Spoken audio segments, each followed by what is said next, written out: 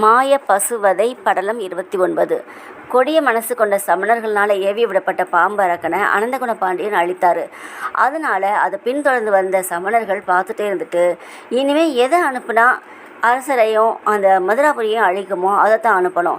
ஏன்னா யானை அனுப்பினோம் அதையும் கொண்டுட்டாங்க, பாம்பு அனுப்பினோம் அதையும் கொண்டுட்டாங்க அப்படின்னு சொல்லிட்டு எல்லாரும் பேசி முடிவு பண்ணி அவிச்சார யாகத்தை மறுபடியும் செஞ்சு அதுலேருந்து ஒரு பசு மாடை உருவாக்குனாங்க.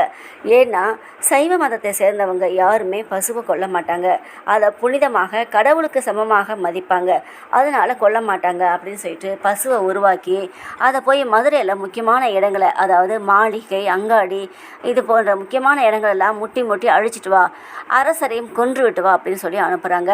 அது மிகப்பெரிய உருவம் எடுத்துகிட்டு போய் அங்கே இருக்கிற மாளிகை, அங்காடிகள் எல்லாத்தையுமே தனது கொம்புனால் முட்டி எல்லாத்தையும் சேதப்படுத்திகிட்டே இருக்கும்போது அரசர் எவ்வளோதான் போராடி பார்க்குறாரு, ஆனால் கொல்லக்கூடாது. அதனால் எத்தனையோ முயற்சி பண்ணி பார்க்குறாரு, அந்த பசுவை எதுவுமே செய்ய முடியல. அரசரையும் முட்டை வருது. தனது முயற்சி எல்லாம் தோல்வி அடைஞ்ச பிறகு சொக்கநாத பெருமானை சரணடைகிறாரு அனந்தகுண பாண்டியன். தனது பக்தனுக்காக அருள் புரிந்த சொக்கநாத பெருமான் நந்தியம் பெருமானை அனுப்பி வைக்கிறாரு. நீ போய் சமணர்கள் அனுப்பின மாய பசுவை கொன்று விட்டு வா அப்படின்னு சொல்கிறாரு.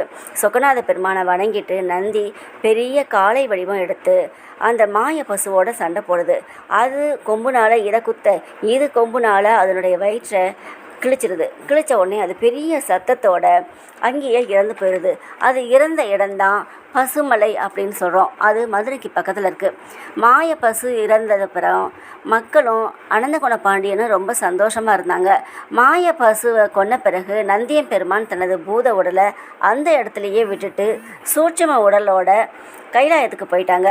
அந்த உடலை விட்ட இடம்தான், அதாவது தனது பூத உடலை விட்ட இடம்தான் இடப்பமலை அப்படின்னு சொல்கிறோம். அந்த இடப்பமலை அப்படின்னா அது எங்கே இருக்குது அப்படின்னு சொன்னால், அது அழகர் கோவிலும் பழமுதிர் சோலை என்ற முருகப்பெருமான் இருக்கும் அந்த இடத்தைத்தான் இடப்பமலை அப்படின்னு சொல்கிறோம். அனந்தகுணம் பாண்டியனும் தனக்கு வயதான பிறகு தனது மகனான குணபூஷண பாண்டியனுக்கு முடிசூட்டி ஆட்சி பொறுப்பை ஒப்படைத்தார்.